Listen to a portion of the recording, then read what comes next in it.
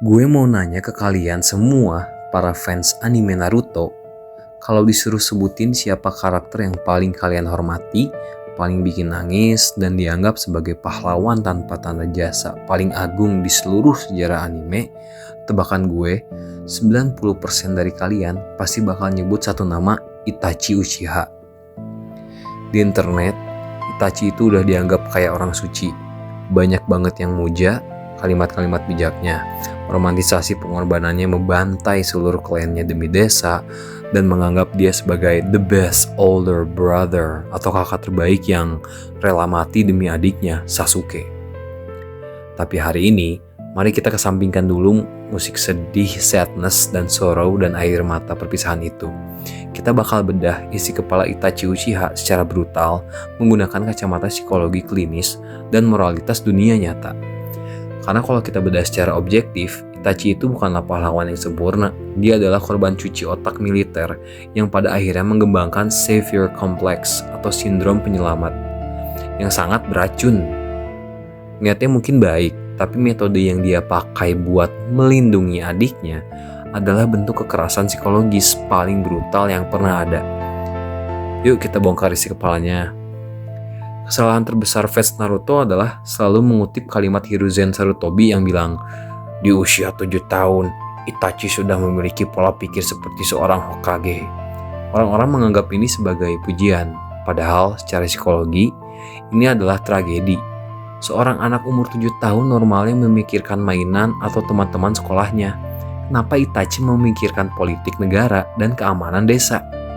Karena sejak umur 4 tahun, ayahnya, Fugaku, sengaja membawa Itachi ke medan perang dunia shinobi ketiga untuk ngeliat mayat-mayat yang berserakan.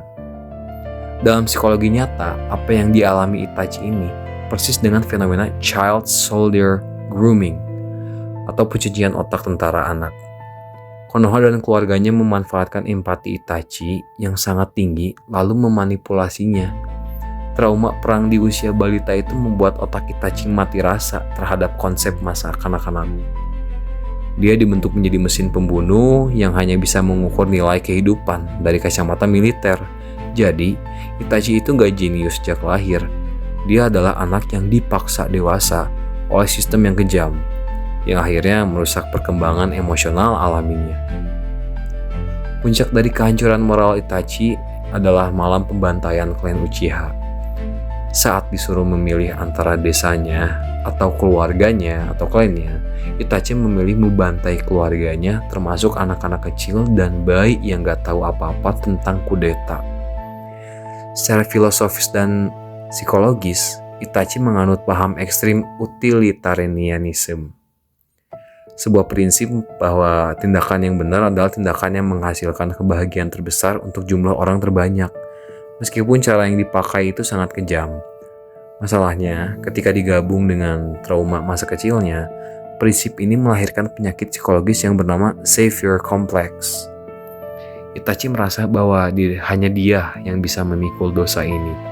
Dia merasa paling pintar, paling kuat, dan paling sanggup berkorban. Dia gak percaya sama ayahnya, dia gak percaya sama teman-temannya, dia bahkan gak ngasih kesempatan buat kliennya berdialog secara terbuka. Dia mengambil hak hidup ratusan orang atas nama kedamaian. Ini bukan cuma pengorbanan, guys. Ini adalah bentuk arogansi tertinggi. Dia memposisikan dirinya sebagai Tuhan yang berhak memutuskan siapa yang hidup dan siapa yang mati pada malam itu. Kalau ada yang masih mau ngebelain Itachi dengan alasan, ya kan dia lakuin itu demi Sasuke. Mari kita bahas dosa terbesarnya. Cara Itachi memperlakukan adiknya sendiri itu aneh banget. Itachi ingin Sasuke tumbuh jadi kuat, membalas dendam kepadanya, dan akhirnya menjadi pahlawan desa. Rencananya kedengeran keren kan? Tapi mari kita lihat eksekusinya.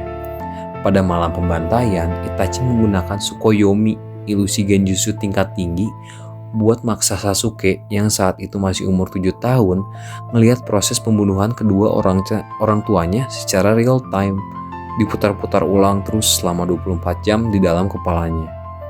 Dan parahnya lagi, Itachi melakukan Tsukuyomi ini 2 kali. Yang kedua itu pas saat Sasuke udah remaja, kejadiannya di hotel.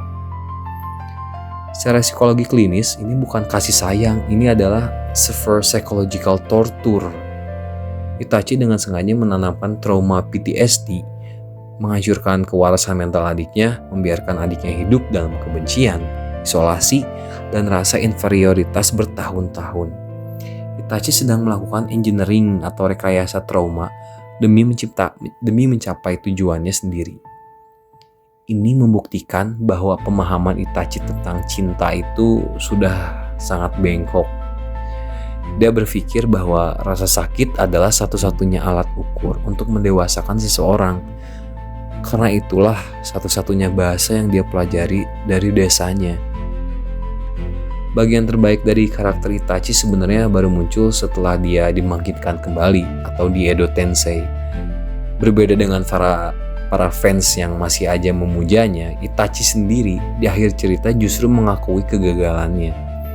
Pas dia akhirnya jujur dan memperlihatkan seluruh ingatannya ke Sasuke, Itachi sadar bahwa taktik manipulasinya itu salah besar. Rencananya gagal total karena bukannya jadi pahlawan Konoha, Sasuke malah jadi teroris internasional yang ingin ngancurin desa. Itachi menyadari bahwa kesalahan terbesarnya adalah dia mencoba mengontrol hidup Sasuke dari balik layar. Dia berkata, "Aku mencoba mengendalikanmu dengan ilusi dan kebencian. Seharusnya dari awal aku menatap matamu, berbicara sejujurnya, dan mempercayaimu." Disinilah kesimpulan psikologis karakter Itachi terlihat jelas. Itachi akhirnya sembuh dari Sapphire kompleksnya saat dia mati.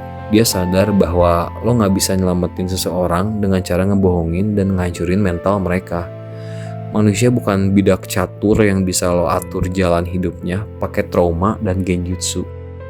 Kenapa kita perlu membedah psikologi Itachi di dunia nyata? Karena tanpa kita sadari, mentalitas ala Itachi Uchiha ini sering banget kita temuin di sekitar kita. Terutama dalam bentuk toxic parenting atau hubungan keluarga yang manipulatif. Berapa banyak orang tua atau kakak di luar sana yang merasa berhak mengatur jalan hidup anaknya, memaksa anaknya masuk jurusan tertentu, mendidik dengan hukuman fisik atau makian mental, lalu semuanya dibungkus dengan kalimat magic, yaitu, "Ini semua demi kebaikan kamu sendiri." Mereka membenarkan siksaan psikologis yang mereka berikan ke anak atau adiknya dengan alasan pengorbanan dan masa depan yang cerah. Persis kayak Itachi yang merasa berhak menyiksa Sasuke demi menjadikannya pahlawan. Padahal cinta yang ditanam menggunakan manipulasi, kekuatan, dan trauma pada akhirnya hanya akan melahirkan pemberontakan dan kebencian. Itachi Uchiha adalah salah satu karakter fiksi paling kompleks dan paling tragis yang pernah ditulis. Dia adalah korban dari sistem dunia yang rusak. Tapi ingat, pengorbanan yang niatnya baik tidak semerta-merta membenarkan metode yang salah dan menghancurkan jiwa manusia lain. Berhenti meromantisasi rasa sakit. Di dunia nyata, kalau lo sayang sama adik lo, peluk dia, lo ajak ngobrol dari hati ke hati, lo jujur sama dia, lo gak numpangin beban seluruh dunia ke pundaknya sambil nyuruh dia buat benci sama lo. Gimana menurut kalian? Apakah setelah dengar analisis ini kalian tetap menganggap Itachi sebagai pahlawan terbaik? Atau sekarang sadar kalau dia itu sebenarnya adalah korban yang berubah jadi pelaku kekerasan mental? Jadi coba tulis argumen kalian lah di kolom komentar, oke? Kita diskusi sehat, objektif. See you guys on the next video. Subscribe.